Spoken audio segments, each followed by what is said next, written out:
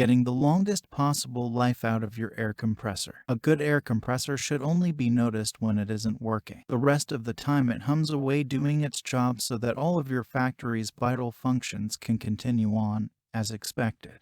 Downtime is frustrating not only because something you expect to work isn't, but also for many businesses we service. An air compressor being down means no product is going out the door. The downtime is costing you in maintenance and profit, as well as upsetting the guys on the floor. Here are the questions we get asked over and over again about air compressor oil maintenance. Following this advice will save you a fortune in both downtime and repair bills. Can I top off the existing compressor oil with another oil? When you mix two different oils as you create a third oil. The resulting third oil's chemical properties may vary significantly depending on the mixing ratio, 50/50, 90/10, 10/90, etc. The suitability of this new oil for your compressor is anyone's guess. Additionally, these different mixtures have never been tested in operating conditions for extended periods of time, so the expected oil life is not predictable. So this just results in a need for more monitoring that could be avoided by using the right oil in the first place.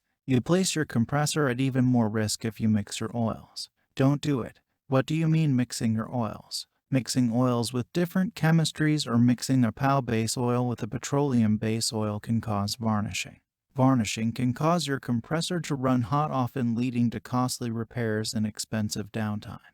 Mixing oils can cause solubility problems between base fluids. They could emulsify and/or lose viscosity. If soluble, the oil will behave as well as the worst lubricant. Mineral lubricants shorten the life of synthetics, which creates another unnecessary expense: faster oil change. Will I invalidate the compressor warranty by using aftermarket oils? It is recommended that you use the compressor manufacturer's oil through the warranty period.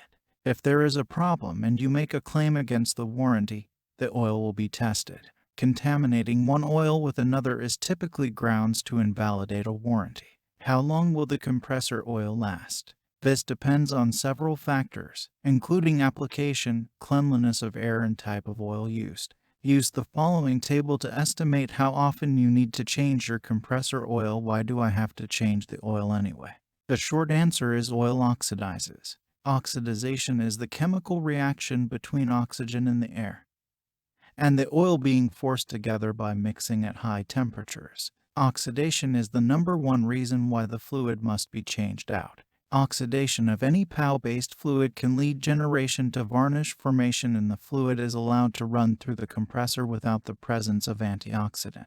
Oxidation byproducts can accumulate in the fluid, become insoluble, and collect on the surfaces of the compressor as varnish. If the varnishing is bad enough, if you turn the compressor off long enough for the oil to cool down, say for the weekend, the varnished oil will become a thick, dense mass, causing the compressor to lock up and not restart once the oil cools down to room temperature. Once the varnished oil has cooled down, it turns into a thick mass and it cannot be cleaned out. Any piping containing varnish as well as the air end will need to be replaced. As long as the varnished oil stays hot and in a liquid from the unit can be cleaned out using the Comp Clean product.